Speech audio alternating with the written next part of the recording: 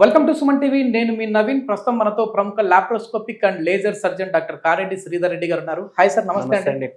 Sir, piles గురించి ఇప్పటికే చాలా వరకు అంటే మొలల ఆపరేషన్ గురించి చాలా అవేర్నెస్ చేసుకుంటూ వచ్చారు.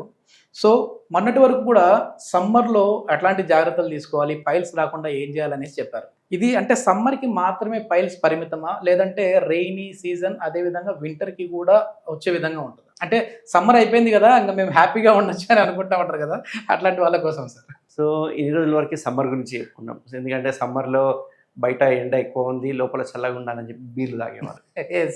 చలికాలము వర్షాకాలం స్టార్ట్ కాగానే బయట చల్లగా ఉంది, బాడీ లోపల హీట్ కావాలని చెప్పి రమ్ము తాగుతారు.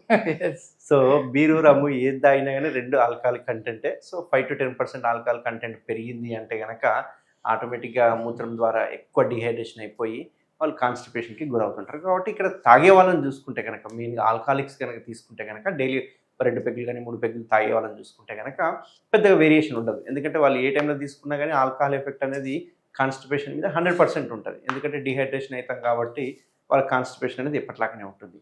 అయితే ఈ చలికాలానికి ఎండాకాలానికి వాటర్ ఇంటేక్లో చాలా తేడా పడుతుంది. ఎందుకంటే ఇప్పుడు సమ్మర్లో అనుకోండి, మనం బాగా బయట వర్క్ చేస్తున్నప్పుడు ఎవాపరేటర్ అంటే చెమట ద్వారా మనకు నీళ్ళు ప్రాబ్లం, అంటే నీళ్ళు ఎక్కువ తాగాల్సి వస్తుంది. సో ఈ నీళ్ళు ఎక్కువ తాగాల్సి వస్తుంది కాబట్టి అదే 4 లీటర్లు సమ్మర్లో తీసుకున్నా అది సరిపోదు. ఎందుకంటే ఎక్స్ట్రా అట్లీస్ట్ 1-2 లీటర్స్ తీసుకోవాలి.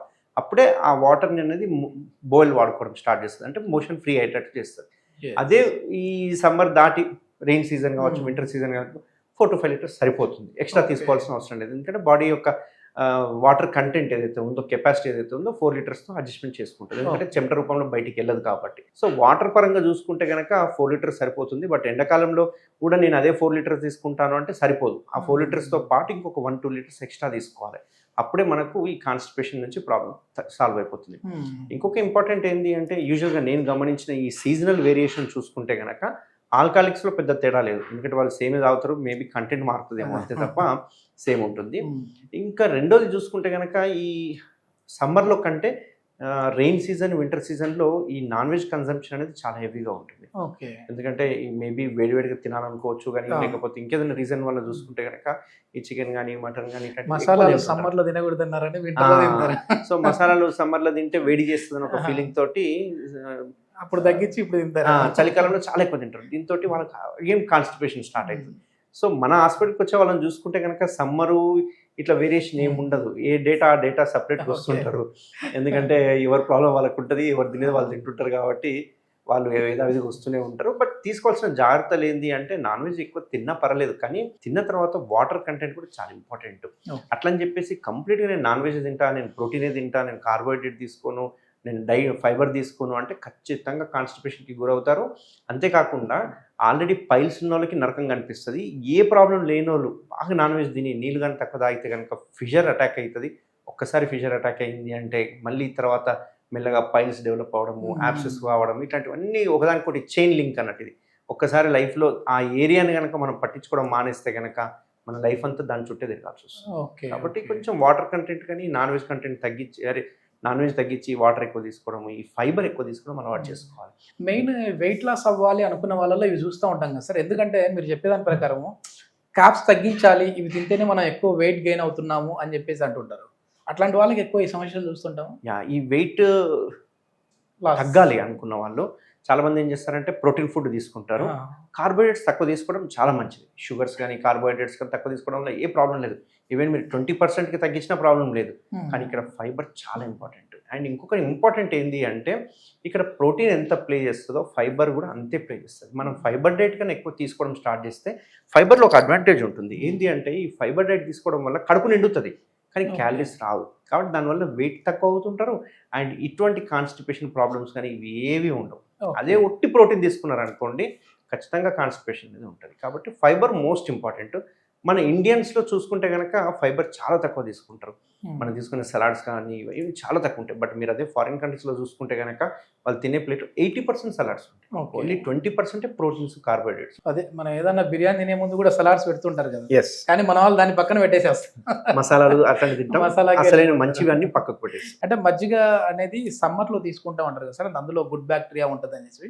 ఇప్పుడు ఈ వింటర్లో కూడా అవసరం అంటారా, లేదంటే లైట్ తీసుకోవచ్చు. ఇప్పుడు సీజన్ అనేది బయట, కానీ బాడీకి అన్ని సీజన్లు ఒకటే. ఎందుకంటే బాడీకి కావాల్సింది మంచి గుడ్ బ్యాక్టీరియా.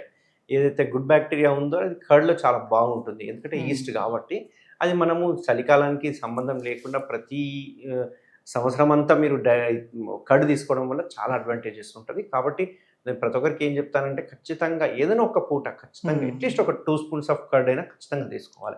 ఎందుకంటే ఈ గుడ్ బ్యాక్టీరియా ఉంటేనే గట్ అనేది మంచి హెల్తీగా ఉంటుంది. సో ఒకప్పుడులా కాకుండా ఈ పైల్స్కి మొలల ఆపరేషన్కి లేజర్తో చేస్తున్నారు కదా సార్ ఇప్పుడు. సో ఈ లేజర్ టెక్నిక్స్ ఏంటంటే మన దగ్గర మెయిన్గా ఈ ట్రీట్మెంట్ రేంజ్ హాస్పిటల్లో మనం చేసే టెక్నిక్ ఏదైతే ఉందో లేజర్ అనేది మనం 1470 అండ్ 980 లెంత్ వాడుతున్నాము దీనిలో.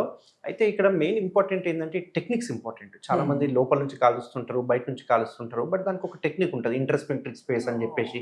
ఆ స్పేస్లో వెళ్ళి ఆ రక్త నాళాలని కాల్చడం అనేది చాలా ఇంపార్టెంట్. అందులో కూడా ఎన్ని జౌల్స్ అంటే ఎంత హీట్ పెడుతున్నాము, ఎన్ని సెకండ్స్ పెడుతున్నాము, మోర్ దెన్ 100 కంటే ఎక్కువ పెట్టకూడదు, లేకపోతే మోర్ దెన్ 300 అప్పర్ లిమిట్ పెట్టుకోవడం, ఇట్లాంటి కొన్ని టెక్నిక్స్ ఉంటాయి. ఆ టెక్నిక్స్ని యూజ్ చేయడం వల్ల పైల్స్ని ఎంతవరకు కాల్చాలో అంతవరకు కాల్చాలి. ఓవర్ కాల్చి చార్డ్ అప్ చేసేసుకొని ఆ హీట్ బయటికైనా జనరేట్ అయ్యిందంటే కొన్నిసార్లు యాప్సెస్ ఫామ్ అవుతుంటాయి, కొన్నిసార్లు ఫిస్టులాలు ఫామ్ అవడం, ఇట్లాంటివన్నీ చూస్తుంటాం. సో ఇక్కడ టెక్నిక్స్ ఇంపార్టెంట్.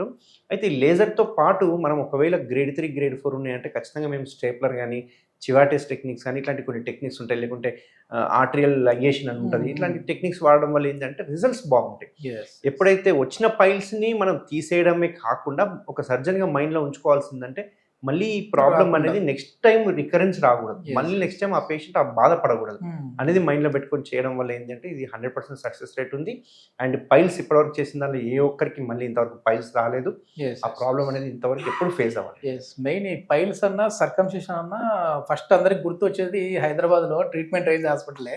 సో మెయిన్గా ఏంటంటే సార్ ఇప్పుడు పైల్స్ ఒకప్పుడు ఈ మొలల ఆపరేషన్ చేశారంటే వాళ్ళు మళ్ళీ రికవర్ అవ్వడానికి చాలా టైం పట్టేది. ఇప్పుడు ఈ లేజర్తో చేయడం వల్ల ఎన్ని రోజుల్లో మళ్ళీ వాళ్ళు రికవర్ అవుతారు? ఇప్పుడు మనం చేసే ఈ టెక్నిక్ ఏదైతే ఉందో నాకు జస్ట్ ½ అవర్ టెక్నిక్, ఇది మాక్సిమం ½ అవర్ పడుతుంది పర్సే. అంటే ఈ టెక్నిక్ అంటే ఈ లేజర్ కావచ్చు, స్టాప్లర్ కావచ్చు, ఇది సర్జరీ పరంగా చూసుకుంటే వితిన్ 6 అవర్స్లో నేను డిశ్చార్జ్ చేసుకోవచ్చు పేషెంట్.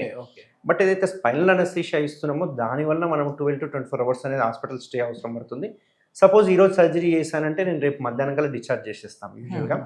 రేపు మధ్యాహ్నం అంటే రేపు ఒక్కరోజు రెస్ట్ తీసుకొని ఎల్లుండి నుంచి మీ పనులు మీరు చేసుకోవచ్చు. అండ్ ఇక్కడ అడ్వాంటేజ్ ఏంటంటే ఇది కంప్లీట్ పెయిన్లెస్ టెక్నిక్, 0 పెయిన్. మళ్ళీ 1% పెయిన్ వాళ్ళ వర్క్లో ఉండొచ్చు, వాళ్ళు కూర్చోవచ్చు, స్నానం చేయొచ్చు, పథ్యం లేదు, అన్ని తినొచ్చు, ఎటువంటి లైఫ్ రెస్ట్రిక్షన్స్ లేవు, ప్రతి పని చేసుకోవచ్చు. ఒకప్పుడు అయితే అసలు ఇంకా మసాలాలు కానీ కారం కానీ ఏం తినకూడదు, ఓన్లీ పెరగన్నం తినాలి. ఇప్పుడైతే అట్లేం లేదు, అంటే లిమిట్ గా తీసుకోవచ్చు. ఇప్పుడు ఏది లేదు. అందులో ఇంకొకటి ఏంటంటే ఎటువంటి డ్రెస్సింగ్స్ అవసరం లేదు, ఎందుకంటే బ్లేడే వాడాలి, కోతనే లేదు కాబట్టి డ్రెస్సింగ్స్ అవసరం. డ్రెస్సింగ్ చాలా ఇబ్బంది కదా సార్, అది కోత పెట్టి చేస్తే అది చాలా పెయిన్ఫుల్ ఉంటుంది. అండ్ మినిమం 15-20 రోజులు బెడ్ రెస్ట్ తీసుకోవాల్సి వస్తుంది. అండ్ ఇంకో ఇంపార్టెంట్ ఏంటంటే ఈ కోత టెక్నిక్లో ఫ్యూచర్లో చూసుకుంటే యానల్ కెనాల్ ఇంత వెడల్పున యానల్ కెనాల్ మెల్లగా టైట్ అయిపోతుంది, స్టెనోసిస్ అంటాం. బట్ లేజర్ స్టాప్లర్లో ఈ అవకాశం అనేది 0%. అంటే మలం రావాలన్నా ఇబ్బంది పడుతుంది. కొన్ని రోజులు అయిన తర్వాత అంటే 3-4 పైల్స్ తీసేసామనుకోండి, మన ద్వారం సన్నగా అయిపోతుంది. సన్నగా అయ్యే వరకు అది పీలికలాగా వస్తుంటుంది, సన్న మోషన్ వస్తుంది. మళ్ళీ అట్లాంటి వాళ్ళకి వెడల్పు చేయాల్సి వస్తుంది. ఇది మొత్తానికి సమ్మర్ అయిపోవచ్చింది కదా అని చెప్పేసి ఏది పడితే అది తిన్నారంటే మాత్రం మళ్ళీ ఖచ్చితంగా పైల్స్ వచ్చే అవకాశం ఉంటుంది. సో పైల్స్కి లేజర్ ద్వారా ఎలాంటి కోత లేకుండా లేజర్ ద్వారా అయితే ట్రీట్మెంట్ రేంజ్ హాస్పిటల్లో 100% సక్సెస్ రేట్తో ట్రీట్మెంట్ చేస్తూ ఉన్నామని చెప్పేసి డాక్టర్ గారు చెప్తా ఉన్నారు. Thank you sir. Thank you.